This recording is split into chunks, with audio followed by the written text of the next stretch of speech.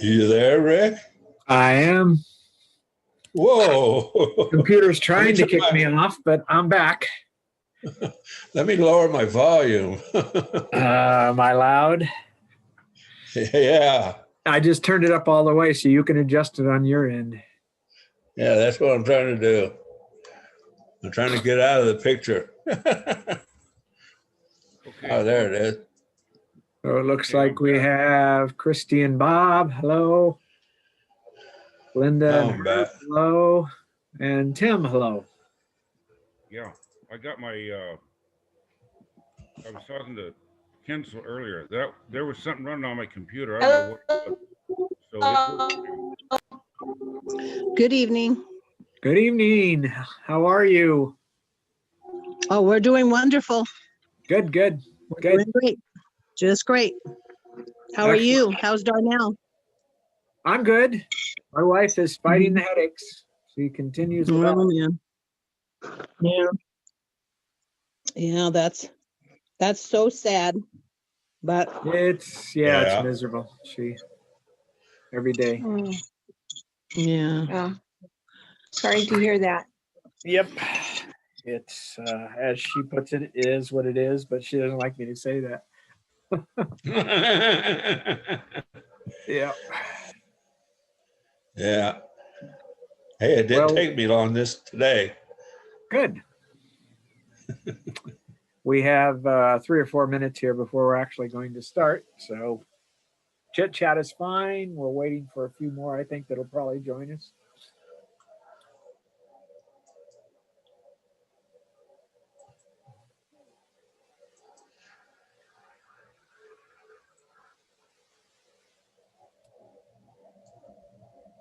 I would tell Glenda and Herb, they may already know, but the rest of us,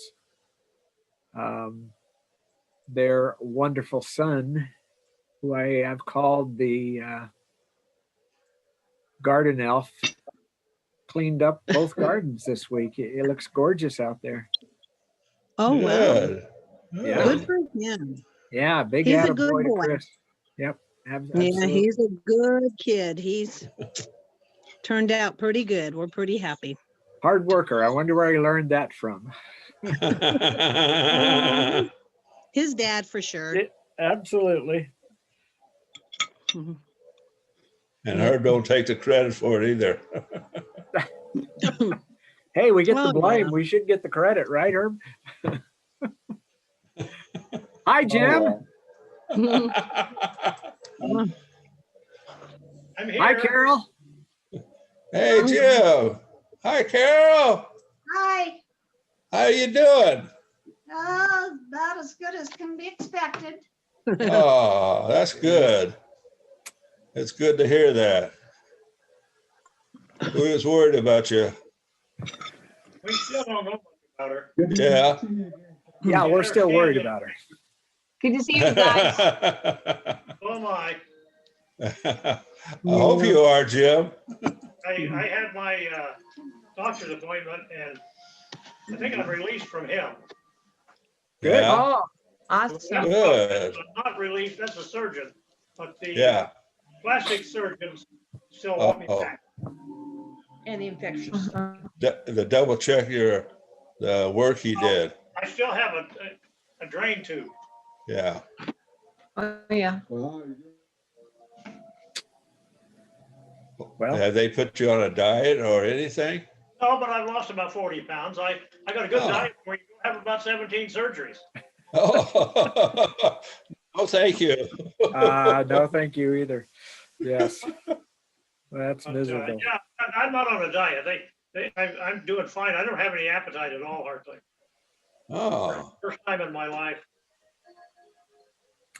you Yeah, got that's down to a- smaller. Miserable change, actually. No appetite's a good thing. Yeah. It's a good thing, but not for the reason. Well, right. Yeah. That's correct. That's correct. True.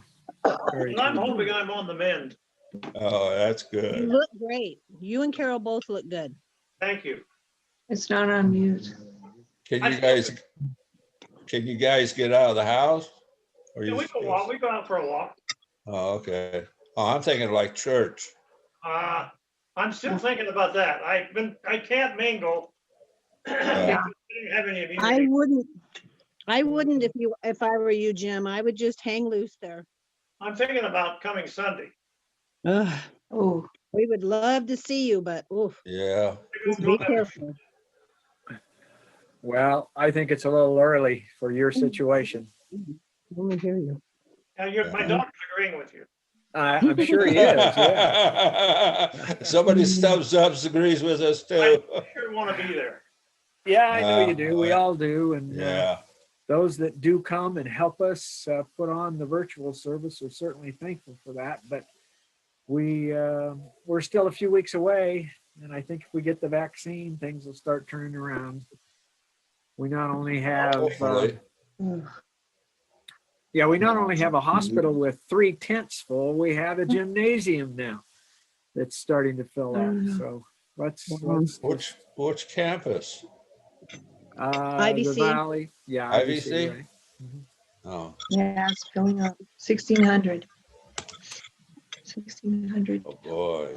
Yeah, it's a tough That's thing. It's a bad. shame, but I think we're coming to the end of it. We just have to be patient.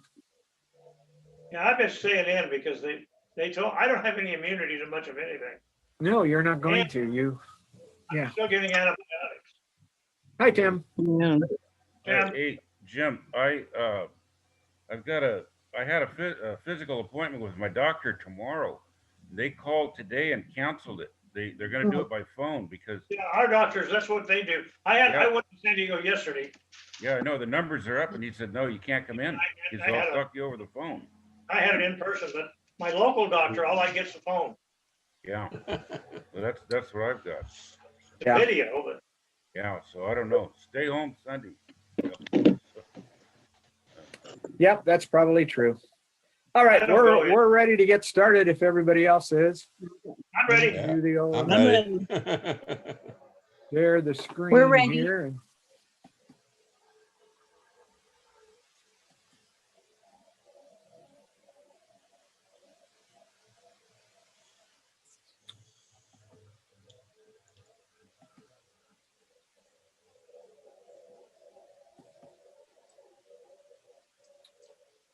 all right, hopefully that will come up shortly on your screen.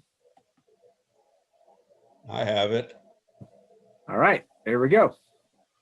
We are in Ecclesiastes chapter 3, starting in verse 16. We're going to talk something about something tonight that, frankly, we should hit pretty close to home for us in our current situation. But let's read through what I prepared here to get us started. The impartiality of God toward mankind shows that he gives to all generations the same things to do. Now, as we've talked in the past, each generation is different in the sense that, one generation lives with horses to ride, or the next generation or two after that has cars to drive. And of course, we're expecting the Jetsons to start any time now, and we'll all be flying around in these little airplanes. But that isn't Solomon's point, is it? Solomon's point is you still are on the face of the earth. You still are given a life to live. You still have choices to make, and you still have to answer to God. And so with all of that in mind, we carry out our daily lives just like every generation does. Yet God seeks to walk with us again, is what Solomon said last week. He seeks to be with his man again. That's an interesting thought. It's the basis for understanding why God's love is so strong, why God's love continues throughout time, why God did what he did in the history that we have in the scriptures, but also what he did in the finality of his plan to bring Jesus Christ to die on a cross for the sins of the world. His entire plan in Jesus Christ was and is to redeem his man from our sins and to save us from our lost condition. This is his primary goal. This was his primary goal and his plan, and still is. The understanding of this and the understanding of each generation living with this in mind, if they will, gives us an understanding of how God's impartiality desires his man back again. The understanding of the lost condition and realizing the need for God's help is the more of this world that we must strive for, excuse me, that Solomon is trying to get us to grasp.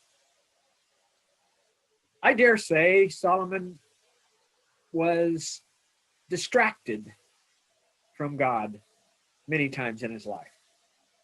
Distracted in the sense that he did not always do what he knew God had in mind for him. Excuse me, I had to get some water there. But then I would dare say, who hasn't? When we look back on our lives, when we think about our lives, when we think going forward in our lives, we realize that life overwhelms at times, much like it has this year, and we get distracted. Some of it is out of our control. Some of it we don't have any real control over. Some of it we do. We will control what we can and then give the rest to God is all we can do. The important part of that control, though, is not to lose focus, not to lose heart, not to lose the understanding of why we're here and what we're trying to accomplish. The eternity set in our hearts, Solomon said, by God to live in this world under the sun for more than just gathering and reaping. This is what we should strive for more than just a life that endeavors to spend its time for selfish desires. The scriptures are constant and thorough and overwhelming in speaking of doing things not for self, but for others, for God, for Christ, for the Spirit, for mankind, for our neighbor, for our families. All of those are important to understand. And this is the mindset that God has set within man, that he wants to overwhelm man, really. He wants to be the core of man. He wants this to be what we consider ourselves to be like. Unfortunately, during Jesus's time, he had to point out to many of the Jewish leadership, they had lost that concept. They had lost it to the point where they actually were being unjust, doing injustice to their own fellow citizens, to those who were trying to follow after them as leaders. There are many examples of that throughout the Gospels. In Jesus's rant, I call it, of all the woes that he gave the Jewish leadership, several of them talk about how they just did everything they could to cheat others.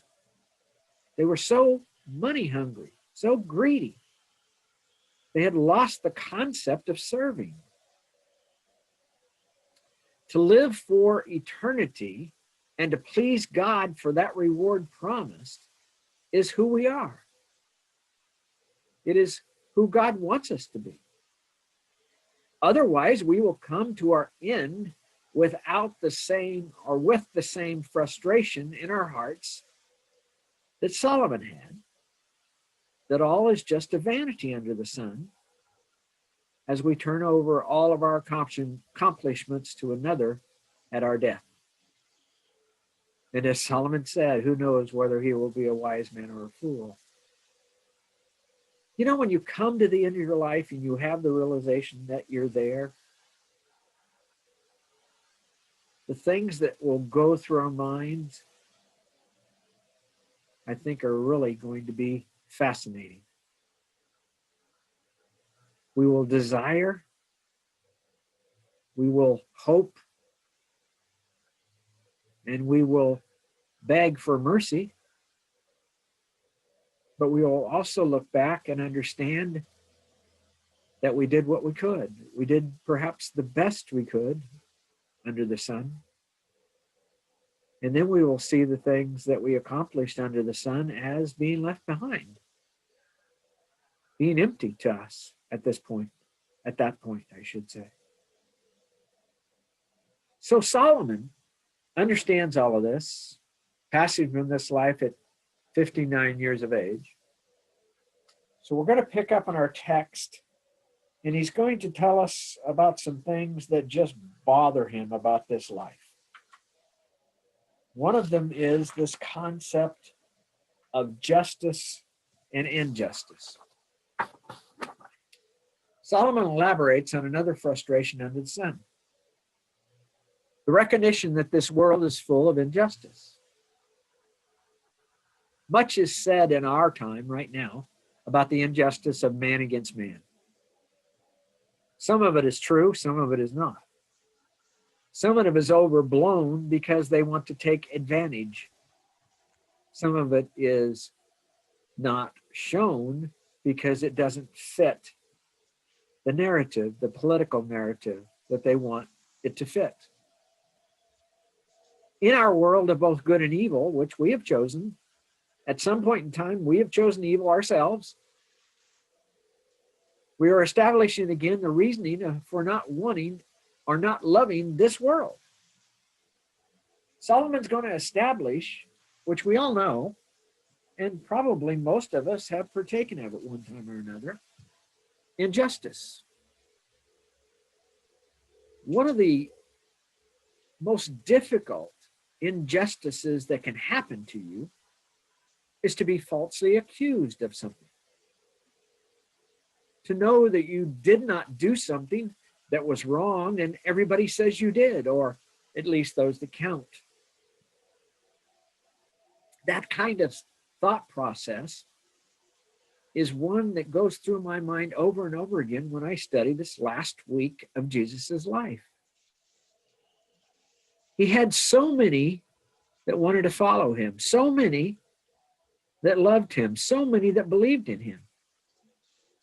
But the fear of those that did not, the fear of those that would falsely accuse, the fear of those that had the power, the fear of those leaders caused many to fall back into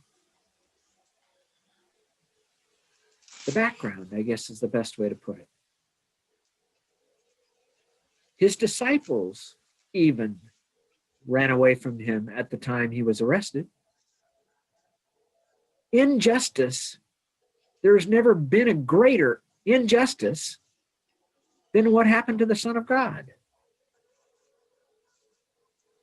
It's an injustice that really raises the anger, raises the frustration. It raises the mindset of how evil this world can be against someone like Jesus, who was nothing but good, innocent, better than everyone. Not that he ever said he was, but it's what happened. So let's pick up with Solomon's words and let's think about some of the injustices, not only about our lives, but about what took place in some of the characters of the Old Testament and Jesus himself. We can't read about things like Cain and Abel without seeing an injustice. We can't read about Joseph or even David without seeing injustice with the powerful over those that were trying to do what is right or good. Solomon says furthermore. The word furthermore in the Hebrew means he's continuing with the story. He's continuing with his examples. He's continuing with his thought process. So Solomon expands his thoughts of this world of frustration. this world of vanity, this world of emptiness. And he's trying to get us to ask ourselves, I think, why would be in love with a world that is this bad, that has this much evil, that evil actually overwhelms good so often? We shouldn't be in love with that world, with that kind of world. For having the same flaws in every generation, same injustices, some of them greater, of course, in our sight than others, but nevertheless, they're going to continue throughout life, throughout every generation. Solomon says, I have seen under the sun again the same vanity of evil in so many. What vanity of evil is he talking about? I have seen under the sun that in the place of justice, there is wickedness. Now let that sink in for a minute and think about what that means. It means that a person owns a piece of property, maybe loses it to a shyster, to a lender, to some kind of difficulty. You know, the Jews were allowed to lend and told to lend to their brethren, but they were also told they couldn't charge interest. Their brethren were expected to pay them back, but many times the Jewish leadership set up situations where they couldn't be paid back, and they took property away from others, especially when it came to widows. This was a great injustice that God knew would exist. And in that concept, he created the year of Jubilee. The year of Jubilee, which was 7 years, was to be a resting year for your land. 7 times 7 at 49 years, you were to rest. And on the 50th year, you had to let it rest again, depending on God for whatever you got to eat. But at Jubilee, all those injustices of people buying other people's property when they were down and out, or taking it away from them, or taking it away from widows who were not seen as part of the world like a man was, all of that was righted again, was made just again at the year of Jubilee. There's so many ways injustices in the world. We know racism exists. We know that certain people are looked down on by other people. We know that riches over poor exist, and there's injustices that take place there. But the greater or greatest, to my mind, of injustice is the innocent versus the guilty. When someone is accused of something and found guilty, and he's really innocent, such as Jesus Christ our Lord, or when the world simply overwhelms someone by somebody else's injustice or wickedness, it just isn't right. It shouldn't let stand, and yet we live in a world where it does stand. It does happen. Solomon hated that. Now, as a king, he could do something about it many times. I'm sure everybody remembers the story of the 2 ladies that came with the one baby and both claimed to be the mother. Solomon's quick action was, bring me the baby and a sword. I'm cutting it in half, and I'll give half to each woman. What he knew in his mind was that the one that loved the child because it was hers would never let that happen. He righted an injustice being done by one of the women when the other woman, whose child it really was, said, no, no, no. Injustice lives and thrives in this world. Why do we put all of our trust in it? Why do we want to put all of our faith in it? Why do we work so hard for it? when injustice can take it away from us sometimes. I couldn't help it, and I probably shouldn't say it, but I can't help but see the most injustice in my lifetime today in our political system. In this nation that I thought was better than most of the other nations of the world. But I think we're becoming just like them. Because wickedness, wicked men, wicked women are overcoming the place of justice. He goes on to say, and in the place of righteousness, doing what you want done for you and others, there is also wickedness, evil to gain an advantage over another.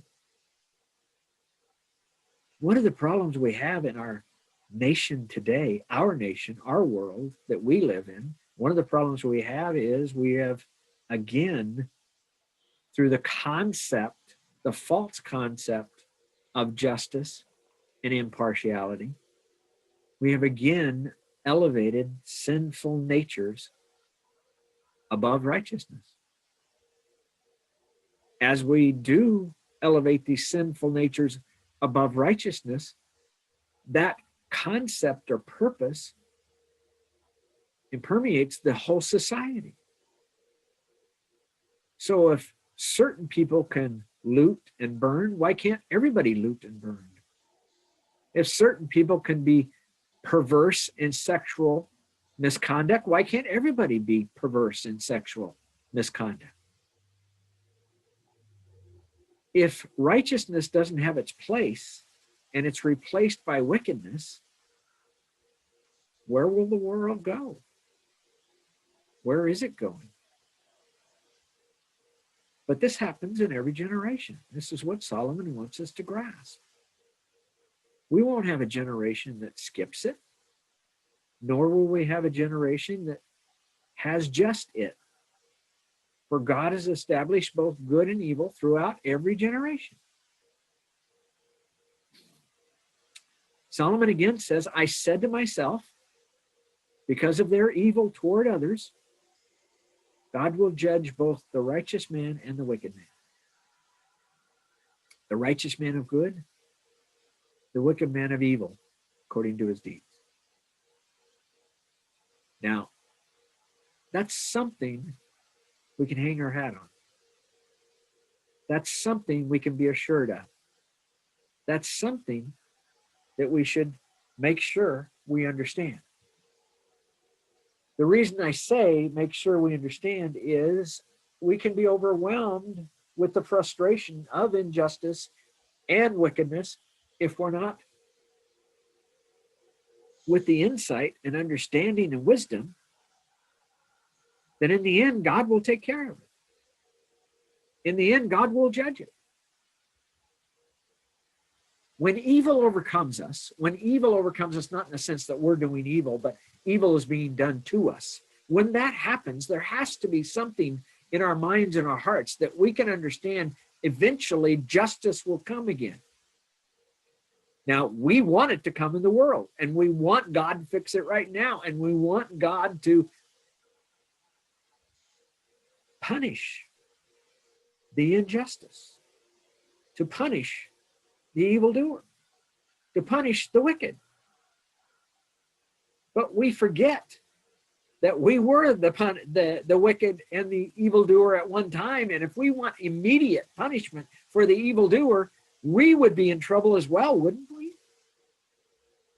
Yeah. God's a merciful God. He's a gracious God. He gives time. He gives effort. He shows ways that we can know who we are and we can be redeemed by him.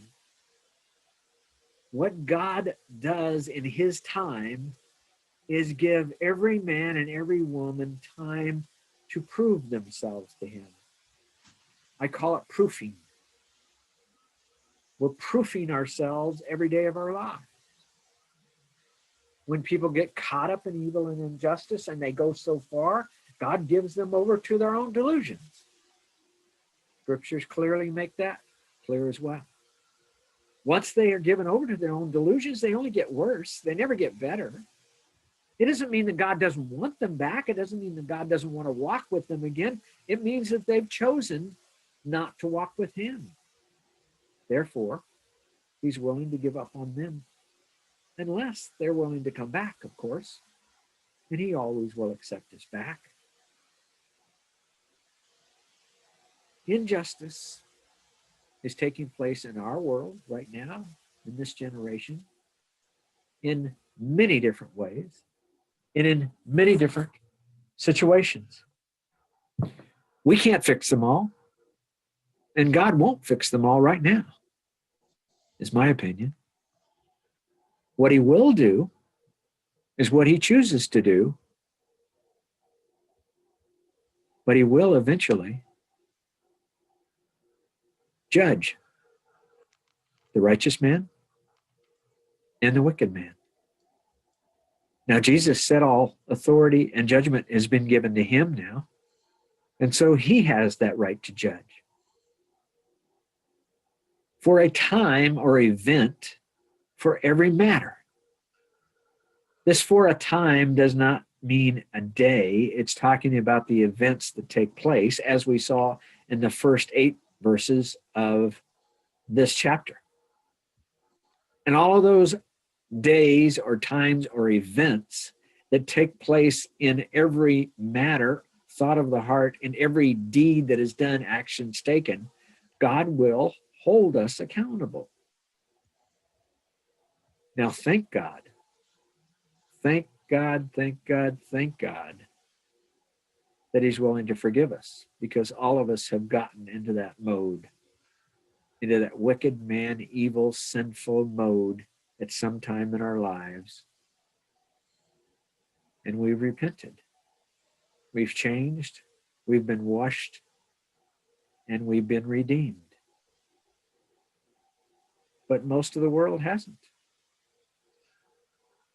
Solomon, why would we be so in love with a world, Solomon says, that has so much wickedness, injustice, evil?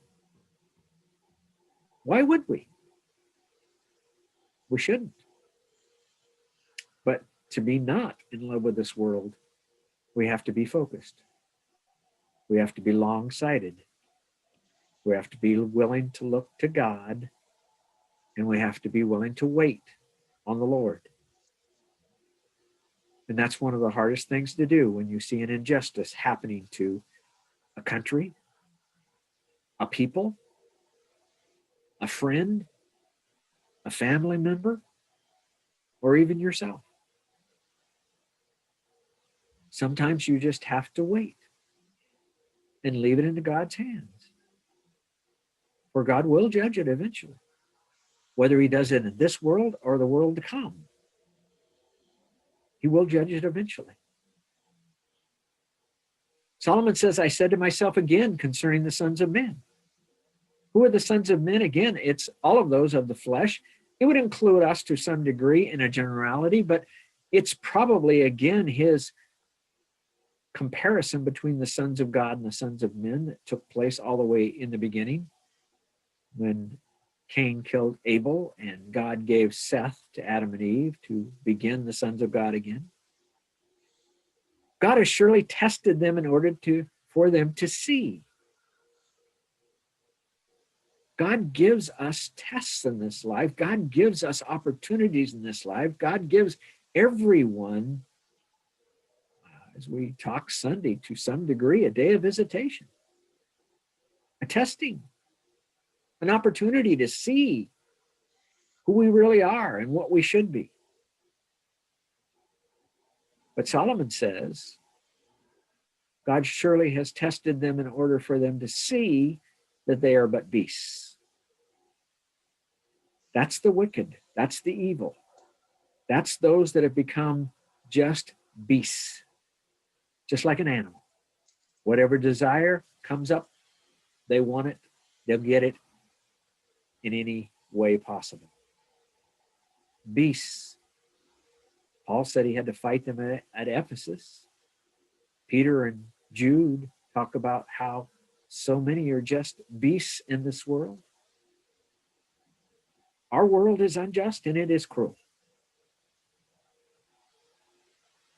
Children understand this. We put them in public schools. Well, maybe not now, but mostly. We put them in public schools and they get an early taste of this. Other children can be as cruel as anyone on the face of the earth. So our world is unjust and cruel. Why? Because God allows free choice for all who choose between good and evil under the sun. Yes, that's right. God allows free choice. And in allowing free choice, there's going to be some evilness, some cruelty. I want to run through a few scriptures. So if you have your Bibles or your tablets or whatever that is you're using, let's turn over to Leviticus 9:9. I think I'm going to stop the sharing for now. And we'll be able to see each other if I can find that place. Yes, there we go. Leviticus 9:9.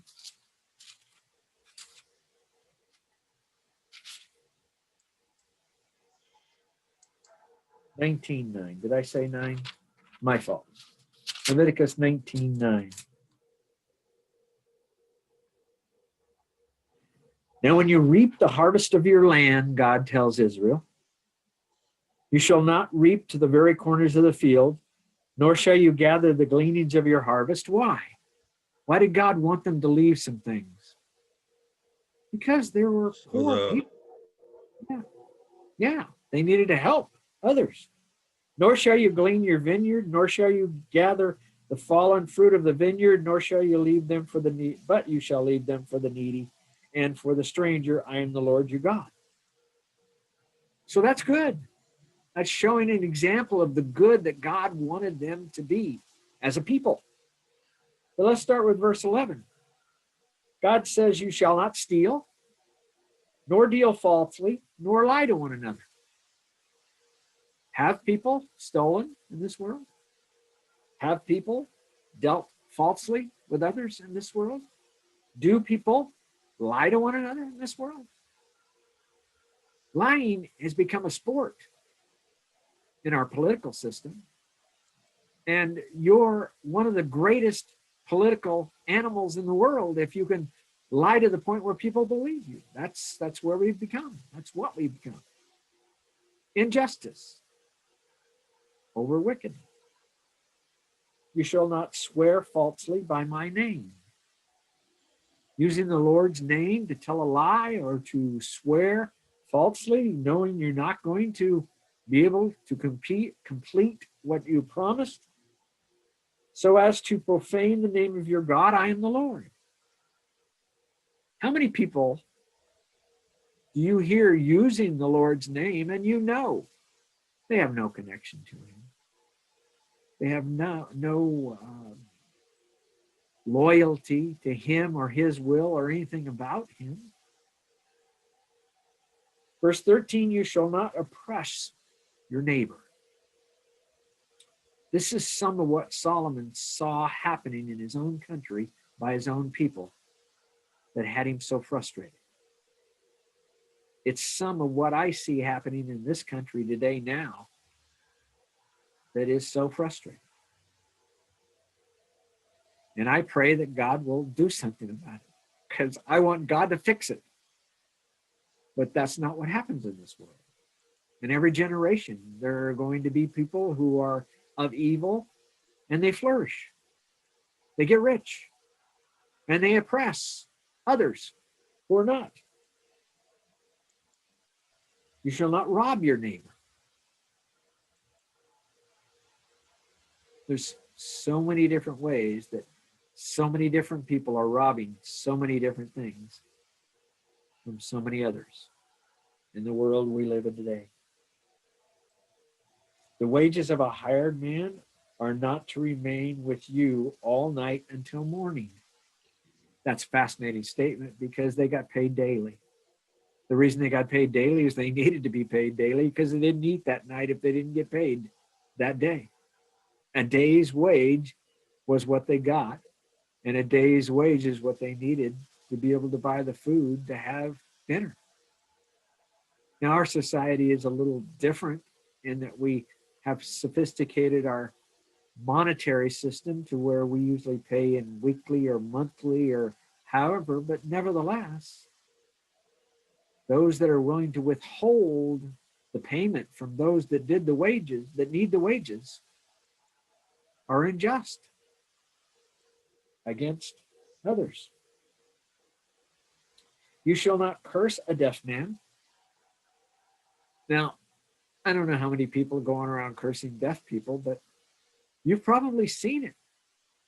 Somebody who didn't hear what somebody else said, and they get mad at them, they get angry at them. They may even curse them or cuss at them because they didn't follow their instructions all the time, not knowing they didn't even hear what they had to say. You shall not place a stumbling block before the blind. Again, who would do that?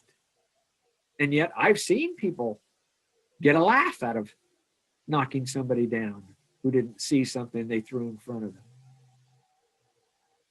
Yeah, it's a joke to some. It's an injustice to God. Solomon wants this to be known to us and mankind, that these are frustrating things to think about when you actually ponder them, meditate on them. But you shall revere your God, I am the Lord. Why would you do all of this in a righteous way rather than a wicked way? Because God said so. Verse 15, you shall do no injustice in judgment. I personally have been involved in our courts, unfortunately. Not that I wanted to, but sometimes you get dragged there. And the law can be very clear and very easy to understand, and a judge can do whatever he wants. That's what I found out. Even though he admits to one of the lawyers what the law says, he comes out and says exactly the opposite, because that's what he wanted to happen. That's what judges can do. That's the authority they can have.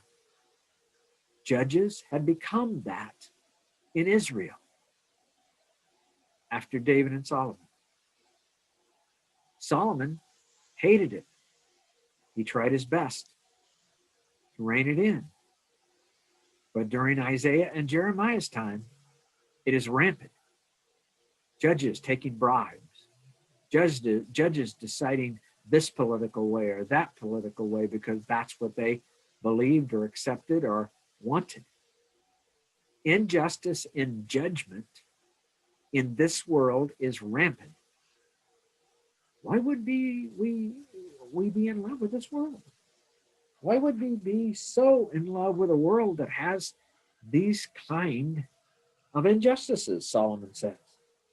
To him, they're just frustrating. You shall not be partial to the poor. Well, hey, if you're going to be partial to anybody, shouldn't you be partial to the poor? Nor defer to the great.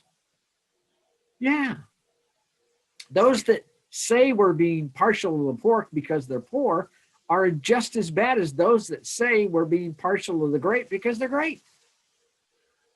God says, just be impartial. That's what our laws are supposed to be. That's the way judgment is supposed to work. It's being lost in this country again.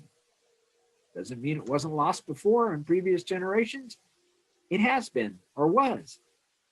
Doesn't mean it won't be lost again in future generations. It will.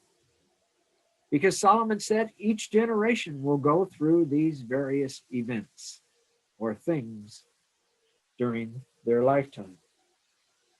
But you are to judge your neighbor fairly. Fairly. That means you're supposed to set aside your will, your opinion, look at what really happened, and judge in a fair manner for both sides. Something that does not happen in many cases even our own country now. A frustration to Solomon. You shall not hate your fellow countrymen in your heart. You think there's any hate in our country today for our fellow countrymen? Yes, there sincerely is. And maybe to some degree, I've been guilty of it. I get angry at people that say unjust things. I get angry at people who do unjust things. And I'm trying to keep from hating them because it's more important to show them the life to come, the more to come, than it is to judge them for what they do here and now. God will do that. God will take care of that. That's in God's hands. I can show them a way out. That's in my hand. If they'll listen, that's in their hand. He goes on to say, you may surely reprove your neighbor, but shall not incur sin because of him. Sin because of him would be anger or doing something against him. So not telling your neighbor whether he's doing something wrong is not a problem with God. You can do that. You can reprove your neighbor. What he's telling you is don't hate him. Don't hate him to the point where you want something bad to happen to him. You shall not take vengeance, nor bear any grudge against the sons of your people. Vengeance is mine, I will repay, says the Lord. Romans chapter 12. It's hard to leave some things alone. It's hard not to try to get back at certain people for certain things they've done to you. It's hard to pray for your enemy. These are all hard things to do because they're of the character of God. The character of God sees his enemy as somebody who needs his help. We see our enemy as somebody who needs to be destroyed too often, even if they're our countrymen. Finally, in this verse, he says, but you shall love your neighbor as yourself. I am the Lord. If you were doing wickedness and injustice to someone else, would you listen to somebody who reproved you for it? Would you listen to somebody who told you you were doing something wrong? If you love your neighbor as yourself, you would, because you would want somebody to tell somebody doing something wrong to you that they were doing something wrong. You would want the judge to judge fairly for you. You would want all of these righteous things to come your way and the unjust and wicked things to be kept away from you. Love your neighbor as yourself. I am the Lord your God, he said. Deuteronomy 32:4.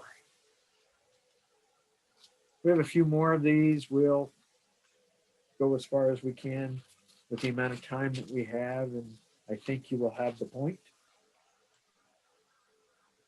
Deuteronomy 32, verse 4 says, the rock, his work is perfect, for all his ways are just. God, Jesus Christ, I believe, the rock. He is perfect. Were Jesus's ways just? Absolutely. Perfectly just in every way possible.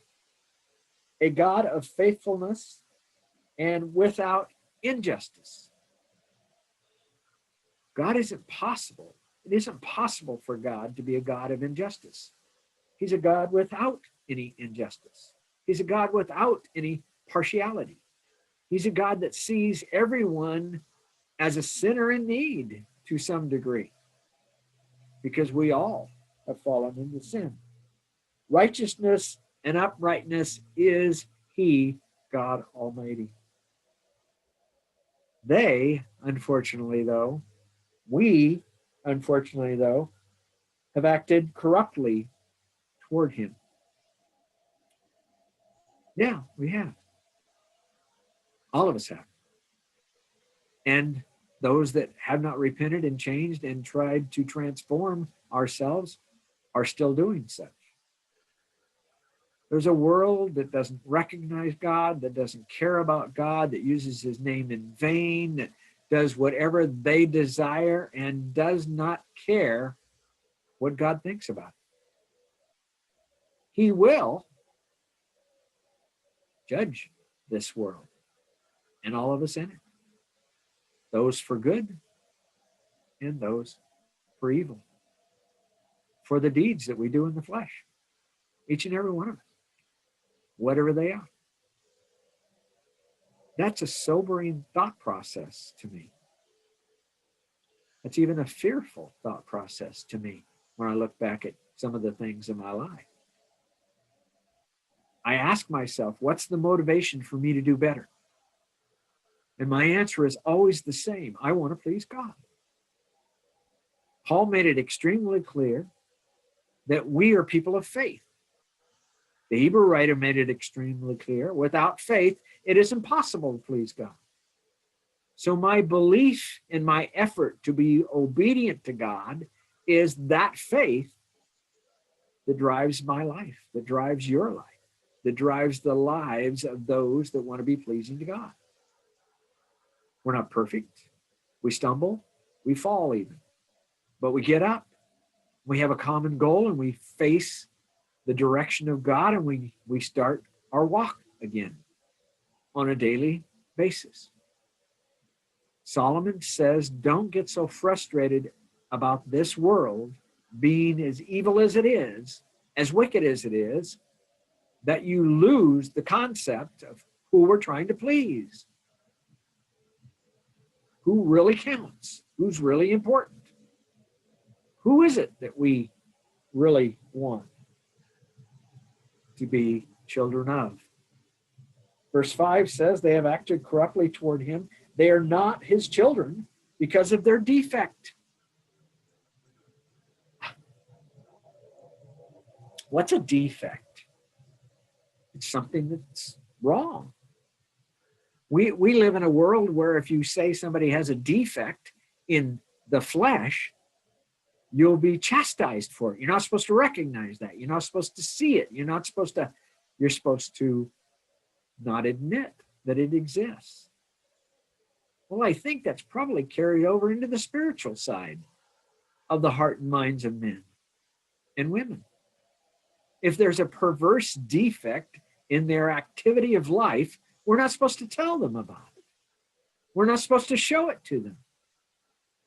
We're certainly not supposed to tell them that God doesn't like it, because everybody has the right to do what they want. Well, that's true, and God is allowed free choice. But it isn't true in the fact that God will judge for what we do.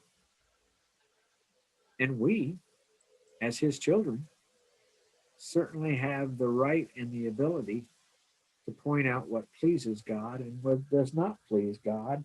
They are not his children because of their defect, but are a perverse and crooked generation. Every generation has them. Some generations are worse than others. Our generation is headed down a road right now that will prove to be worse than most, probably. When we read about Israel, some of the stories that are in the scriptures concerning Israel, the fact that Sodom and Gomorrah went after male angels because they were overwhelmed with homosexuality, sodomy. The fact that the man that was in the strange city, I don't remember exactly where it's found again, but the man that was in the strange city and he had came back to get his wife, concubine is what she was called. They came in the center for him to a house that he was taken to. And she was put forth because the idea that they would take a man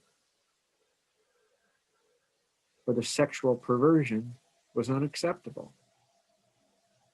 And they killed her that night. After he left, he cut her body into pieces and sent one to every tribe.